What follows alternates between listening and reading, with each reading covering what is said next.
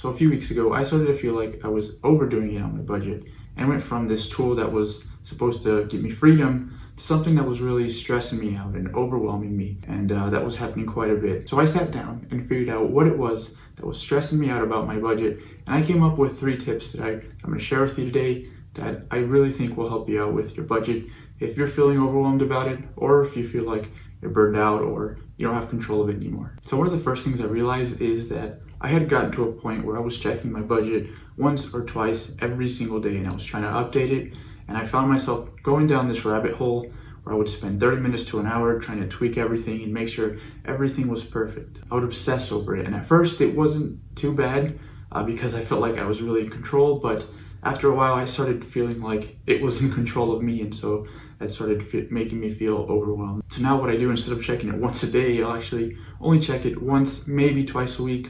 So I'll do it on Sunday, or I'll do it on a payday because I don't have my investments automated yet. That is something I'm going to be doing at the start of next year, which will also help me with that. I guess it's a bonus tip. So one of the biggest reasons I felt like I had to constantly be looking at my budget and checking it was because I didn't give myself any wiggle room. I tried to plan for everything. And so when something even slightly unexpected came up, I would have to go in and make adjustments. So I created a miscellaneous category in my budget, and that is a couple of $100s. So if anything slightly unexpected happens, I've got $200 planned to cover that, which I think is a small price to pay for the time I get back and that peace of mind that it gives me.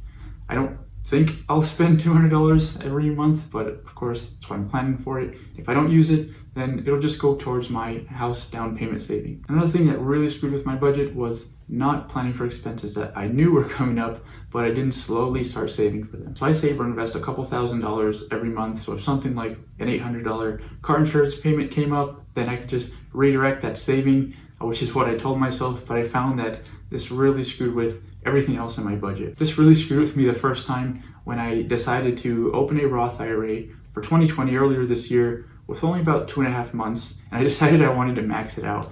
And so that really threw off a lot of things. It also threw me off when I realized I had a lot of upcoming expenses, like my tires are getting bad, my bed is getting uncomfortable to sleep on, I had a family trip that was coming up, I have my car insurance payment, there's birthdays, Christmas, and all these different things that were coming up that I knew were coming, but I hadn't planned or saved for. And they all were just pulling at my wallet from different directions. So I created something called a sinking fund, which is just money you put aside for these expected expenses that you know are coming up and they happen every year.